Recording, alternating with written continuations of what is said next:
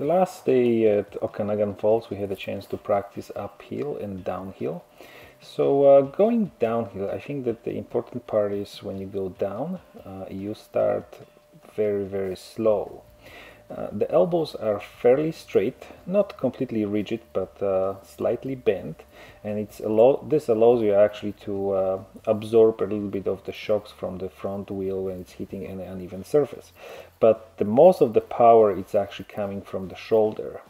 When it's getting steeper, you sit more on the rear fender, and then your bum is go as lower as you can and farther away from the front as possible, with the hands more and more straighter.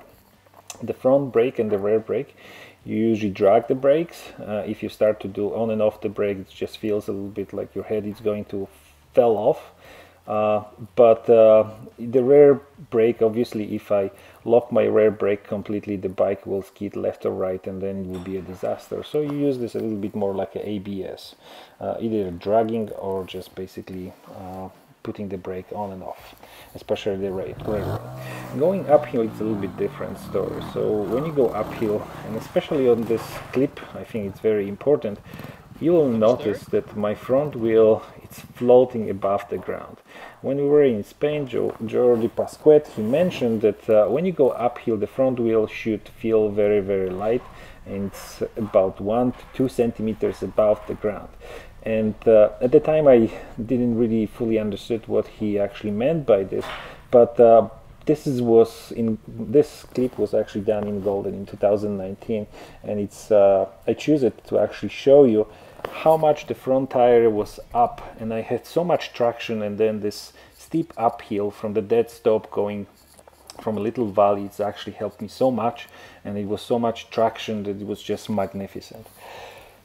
So keeping the front wheel light, it's very important. But when you go up, the few important things have to happen. First of all, you have to look up. Okay, there's no other way.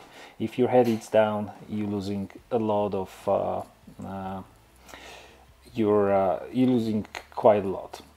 So look up, take off the finger from the front brake, open fully a throttle. As soon as you're ready to launch, you squat down on the bike, lean forward, so you counterbalance basically the power of the rear wheel.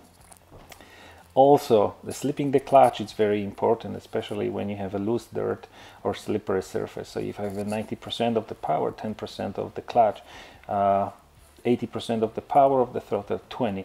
This happens very fast, but you have to judge how much power you can release. Also, by looking up and not keeping a finger on the front brake, it allows your wrist actually to work freely and add or take off the power if you need it. And when you look up, you can actually see exactly where you can add the power, just like here, add the power again, and then stop, okay? The other part which is very important with trials bikes is it's better to have more power than actually adding the power on the top. So when you start with a lot of power, you can always take it down. But if you start to add the power on a slope, the front wheel will go up and down, and then you will loop. So if I go with a lot of power, slipping the clutch, squat down, head up, then I can just basically release the power if I don't need it. Okay? Have a great day.